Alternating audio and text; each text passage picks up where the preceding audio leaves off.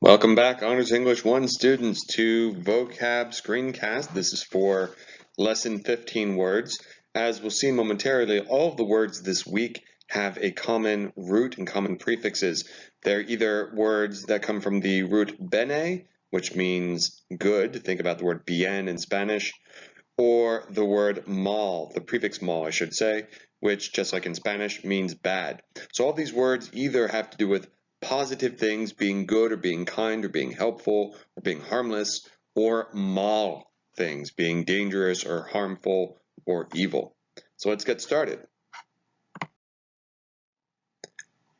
Our first word here is benediction. Think about the breakdown of the word. Bene, we know means good, and diction, like to dictate, means to speak. So benediction basically means good speech, and it's a noun, and it's generally used to describe a blessing or an invocation of a blessing, especially at the end of a religious service. So if you've ever been to a religious ceremony, whether it be a church service, or it be some sort of worship service, or it be a wedding of some kind, where some sort of religious figure offers a blessing, whether it's a prayer or some sort of blessing for the people at the end, that is what we would call a benediction. If I were to use it in a sentence, I would say something like, the priest ended the wedding ceremony with a benediction, hoping for peace and prosperity for both the bride and groom and all of their family members. All right, let's go to the next word. Benefactor is someone who gives help, especially financial aid, or is a patron. So someone who provides you with money would be a benefactor, and obviously it's a noun. It doesn't have to be money. It could be providing you with support, providing you with your education, etc., but it's often related to finance. So you could say something like, even though I did not have enough money to go to college, an anonymous benefactor gave me $20,000, which paid for my first year's tuition. Next up, benevolent. If you are benevolent, it's an adjective, it describes you, and it's having the desire to do good. So benevolent person does good or wants to do good things, is kindly. It's the opposite of being cruel. So the benevolent old woman took care of all the stray cats and dogs in her neighborhood. She wants to do good things, she wants to help out. Pretty basic, pretty easy word. Let's go to the next one. The next word is benign. It's an adjective, and it says having a kindly disposition or favorable, beneficial. So you could be a benign individual. It means you're a nice person, you're a kind person. In some way, it's similar to benevolent, right? But the most common use of benign that we'll see in present society, in present day times, is number 3. Not dangerous to health, not malignant. You'll most commonly hear the word benign used in relationship to a tumor. If someone has a tumor and gets it checked out by the doctor, and the doctor says, good news, this tumor is benign, that means it's not harmful, it's not dangerous. It might be a lump on your skin, but it can be easily removed.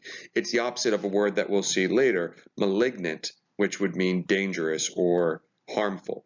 A malignant tumor would be a cancer. A benign tumor would just be whatever, a bump on the skin which can be removed. Next up. We are now into the mal words, the bad words, so all of these have some sort of negative connotation. First up is malady. It's a noun, and it just means a disease or an illness or any unwholesome condition. So the malady of typhus was running rampant through Lowood School and caused the death of Helen Burns, among other girls. So it's a noun. You would just, basically you can use it to replace the word disease in a sentence. A malaise is not quite a disease, it's a noun, but it's a vague feeling of physical discomfort or unease.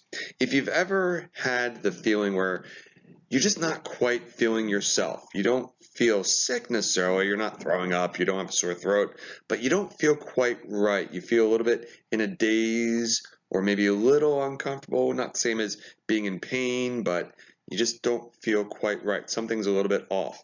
Often we feel this way right before illness sets in. The day before, you wake up with the flu, you feel that you're in a sort of malaise, this weird state where you don't feel great, but it's vague, it's unclear what exactly the problem is.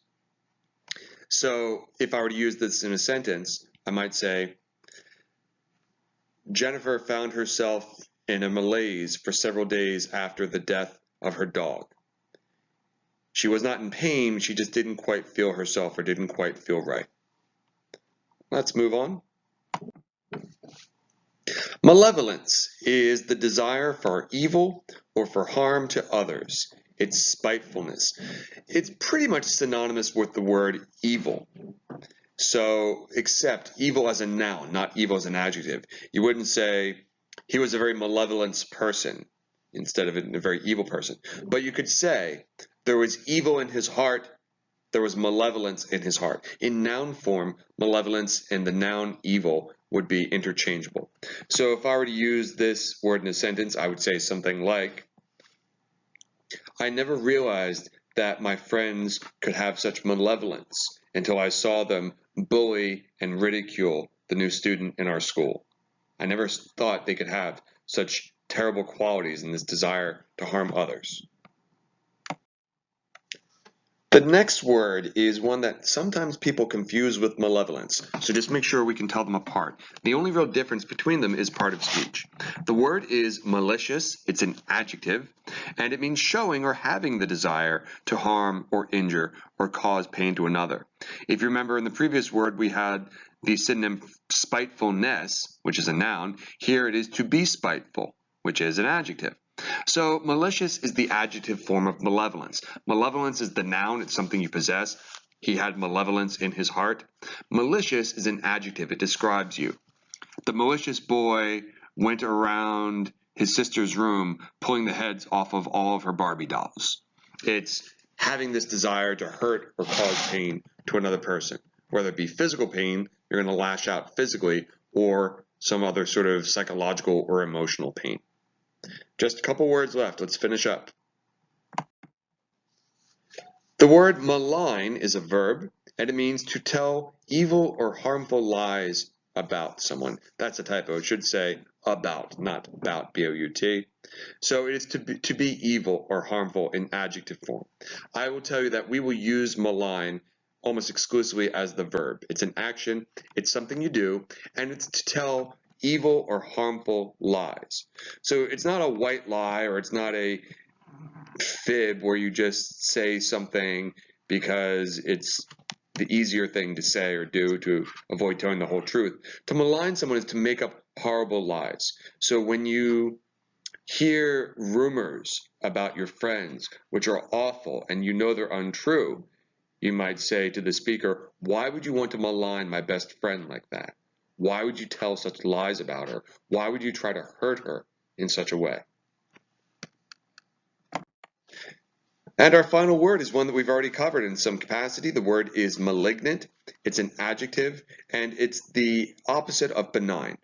If benign was harmless and not going to cause injury, malignant means likely to spread through the body and cause death, or very harmful or evil. So you will often hear malignant again in relationship to cancer or other diseases.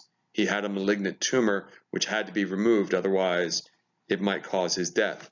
But malignant doesn't always have to be associated with physical harm or physical illness. It could be more general or more metaphoric.